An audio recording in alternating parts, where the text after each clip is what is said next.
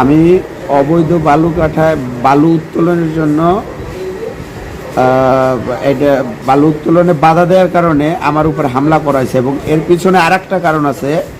আমি মাদারীপুর জেলা কমিটির সদস্য করা হয়েছে আমারে, যে কমিটি আমি নিজেই মানি না, এনসিপির কমিটি। কারণ এই কমিটি সম্পূর্ণ টাকা খাইয়া অথবা স্বজনপ্রীতি করে এই কমিটিটা দেওয়া হয়েছে। আর এই কমিটিতে হাসিবুল্লাহ নামে একটা ছেলে আছে, যার প্যানেল আছে আমাদের রাজৌর উপজেলায়।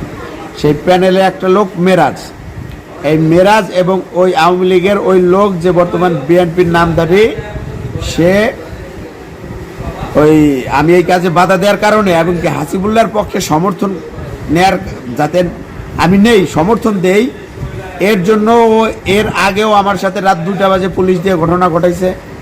সেইটার সাক্ষী আমাদের মাদারীপুর জেলা বৈষম্যবিরোধী ছাত্র আন্দোলনের আহ্বায়ক নিয়ামতুল্লাহ, ওর ওই সময় ফোন দেওয়া হয়েছে এবং এর আমারে ভয় দেখানো হয়েছে। আমি মনে করি সেদিন রাত্রে যদি আমার পরিচিত একটা ছোটো ভাইরে আমি ডাক না দিতাম, তাহলে তারা সেদিনই হাসিবুল্লাহ আমারে তার লোক দিয়ে গায়েব করে ফেলাইতো।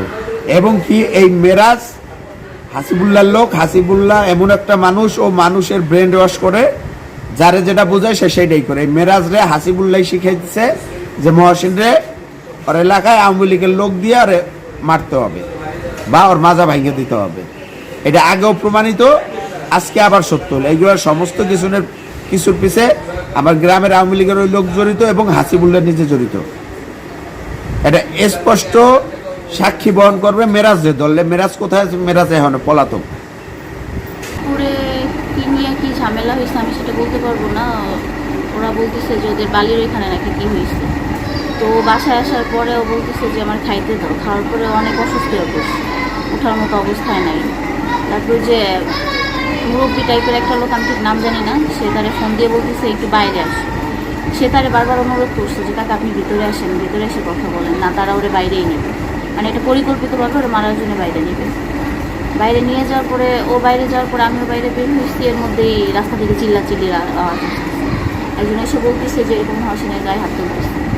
তো আমি যাইতে যাইতেই একটা নাম হয়েছে হক নাম কইরা, মানে আমি ওগুলো তো এখানে বলতো, আমি কিন্তু নাম জানি না।